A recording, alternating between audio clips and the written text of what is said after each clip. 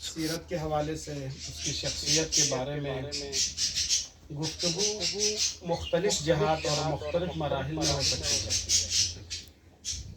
قرآن مجید نے پیغمبر کے شاعر ہونے کو نفی کیا ہے کہ یہ محمد شاعر نہیں ہے، اس لیے کہ شعراء عموماً غالب شعراء تخیلات پیش کرتے ہیں، حقائق نہیں ہوتے، ان کو کہیں سے کوئی نقطہ مل جائے اسی پر وہ پوری کتاب لکھتے ہیں، لیکن اس کا حقیقی دنیا سے تعلق نہیں ہوتا۔ تو جو کلام اللہ کے آخری نبی نے پیش کیا ہے یہ کسی شاعر کا کلام نہیں ہے۔ اور اسی طرح اگر کوئی شخص اس کا ادبی ذوق ہو تو وہ کوئی ادبی نقطہ اٹھا کر اپنے ادب کو سارا اس میں جاڑ دے گا۔ اگر کوئی کسی اور شعبے کے ماہر ہو، کسی بھی علم کا ماہر ہو، اگر آپ علوم قرآن کے وادی میں داخل ہو کر دیکھیں جو تفسیر بالرائے ہوتی ہے وہ تقریباً اسی طرح کی ہوتی ہے۔ اس بندہ خدا نے پہلے بہت کچھ پڑھا ہوتا ہے اور اس کے بعد قرآن کی طرف آتا ہے، پھر وہ پوری قرآن کو کوشش کرتے ہیں اپنی طرف لے جائیں۔ علامہ اقبال کا شعر بھی ہے نا، اس کا مفہوم یہی ہے کہ خود بدلتے نہیں قرآن کو بدل دیتے ہیں، یعنی اپنی ساری زندگی لگا دیا کسی اور علم کو پڑھنے میں، پھر بعد میں قرآن پڑھ کے قرآن کو معاشرے میں جس ٹائم پر انہوں نے زندگی کی ہے ہر طرف اہم ترین شخصیات ہیں اور بڑی شخصیت کے ہوتے ہوئے جو ان کے شاگرد ہو، جو ان کی اولاد ہو، جن کا رتبہ اور مقام ان سے کم ہو، ان کو عموماً تاریخ میں ذکر ہی نہیں ملتا۔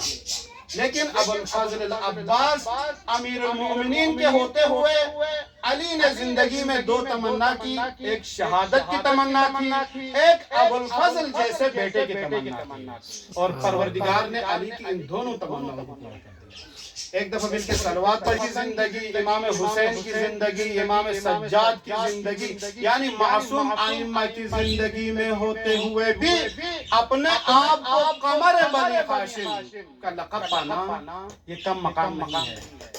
اور امیر المومنین فرماتے ہیں اپنے اس فرزند کے حق میں کیا فرمایا کہ ان ولدی العباس زق العلم زقا، یہ زق کا لفظ، زقوق کا لفظ عربی زبان میں اس پرندے کے لیے استعمال ہوتا ہے جو اپنے چھوٹے بچے کے لیے کہیں سے غذا چن کے لاتا ہے اور اس کے منہ میں ڈالتا ہے۔ پرندے کا بچے کو غذا کھلانے کی خوبی یہ ہے کہ وہ اس کو انتہائی نرم کرتا ہے، کوئی ذرہ بھی ضائع ہونے نہیں دیتا، پورا اس بچے کے منہ میں ڈال دیتا ہے۔ تو امیر المومنین اپنے فرزند پر فخر کر کے فرما رہے ہیں کہ میرا بیٹا وہ ہے جس کے منہ میں علی نے علم نبوت و امام کو ایسے ڈالا ہے کوئی ضائع نہیں ہوا۔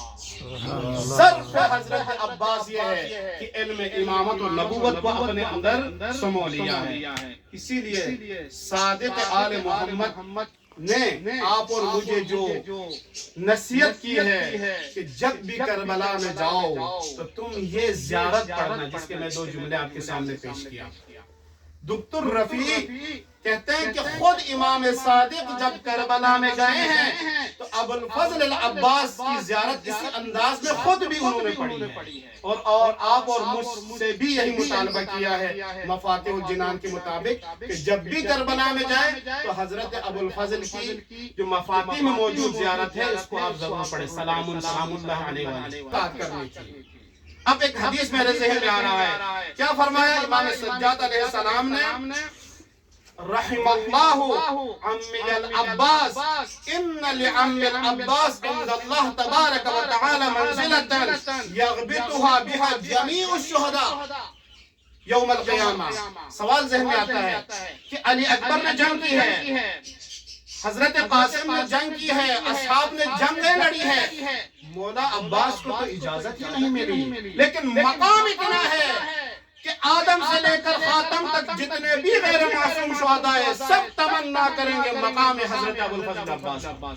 بھئی مولا کو تو اجازت ہی نہیں ملی، تو اس میں مختلف تجزیہ اور تحلیل اور علماء نے باتیں کی ہے، لیکن سمجھ یہی آتی ہے جس ابو الفضل نے تسلیم وقت امام کا ارادہ کیا اور عمل کیا، اس کو خدا نے اتنا پسند کیا، اپنے معصوم حاجیوں کی زبان سے اعلان کر دیا کہ ابو الفضل کو اس تسلیم کے عوض خدا متعال ایسا مقام دے گا، باقی تمام شہداء اس مقام کو دیکھ کر رش کریں۔ یہ ابو الفضل کا مقام۔ تصدیق کیا ہے؟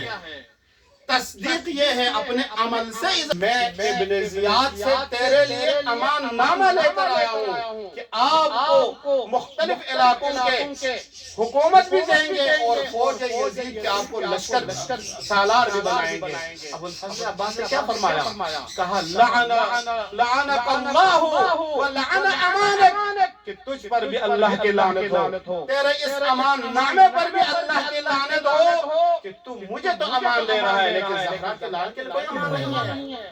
یہ ہے تصدیق امام، کہ اپنی جان کو قربان کر لینا، اپنے آپ کو کچھ نہ سمجھنا، جو کچھ سمجھے جو کچھ ہے وہ وقت کے امام کی اطاعت ہے، اس کی حفاظت ہے۔